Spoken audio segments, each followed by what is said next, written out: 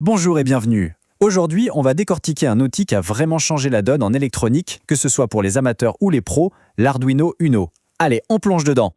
On a tous eu, un jour ou l'autre, cette petite étincelle. L'envie de donner vie à un objet, de fabriquer un petit robot ou même une station météo pour son jardin. Eh bien, si cette idée a déjà germé, ce qui suit est le parfait point de départ.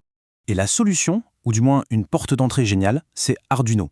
Pour faire simple, c'est une sorte de mini-ordinateur programmable qui peut sentir et agir sur le monde qui l'entoure.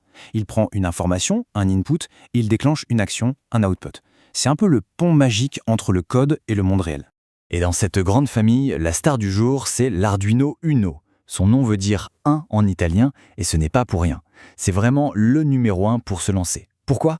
Tout simplement parce que c'est la carte la plus populaire, avec la plus grosse communauté et des tonnes de documentation. Impossible de se sentir perdu.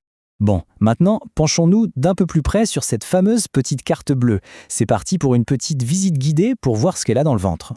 Alors, le gros composant noir qu'on voit en plein milieu, c'est le chef d'orchestre. C'est le cerveau de toute l'opération. Le microcontrôleur ATmega 328P. C'est lui qui va lire notre code et prendre toutes les décisions. Sur les côtés, ces rangées de trous, ce sont un peu ses sens et ses membres, ses bras, ses jambes, ses yeux, ses oreilles. Il y a 14 broches numériques qui fonctionnent en mode tout ou rien, comme un interrupteur, et 6 broches analogiques qui, elles, peuvent lire toute une gamme de valeurs, un peu comme un variateur d'intensité. C'est grâce à ça que l'Uno peut sentir des choses avec des capteurs et agir en contrôlant des moteurs ou des lumières. Et comment on alimente tout ça ? Eh bien, c'est simple. Le port USB sert à le connecter à un ordinateur pour lui envoyer les instructions, le fameux code, et la prise ronde, c'est pour le faire fonctionner tout seul, de manière autonome, avec une pile ou un adaptateur secteur. Bon, là on a un tableau un peu technique, pas de panique. Ce qu'il faut retenir, c'est que son petit cerveau, l'ATmega 328P, a une vitesse de 16 MHz. Ça peut paraître peu face à un ordinateur, mais pour piloter des projets électroniques, c'est amplement suffisant. Et ces 32 kg de mémoire, c'est là qu'on va stocker notre programme. Petit, mais costaud. Le matériel, c'est bien beau, mais si on ne sait pas lui donner d'ordre, ça ne sert pas à grand-chose. Alors, comment on communique avec ce cerveau ? Passons au logiciel. Et c'est là que ça devient vraiment intéressant. La programmation Arduino a été pensée pour être super accessible. En fait, un programme, qu'on appelle un sketch dans le jargon, ne tient qu'en 2 morceaux principaux. C'est tout. Imaginez, on branche la carte. La toute première chose qu'elle fait, c'est de lire la fonction setup. Une seule et unique fois. C'est la mise en place. C'est là qu'on lui dit « la broche 13 sera une sortie » par exemple. Une fois que c'est fait, elle passe à la fonction loop et elle y reste. Elle la répète en boucle, à l'infini, tant qu'elle est allumée. C'est là que toute l'action se passe. Cette phrase résume tout à la perfection. Toute la logique d'un projet Arduino, c'est ça. On prépare le terrain une bonne fois pour toutes et ensuite on exécute les actions en boucle.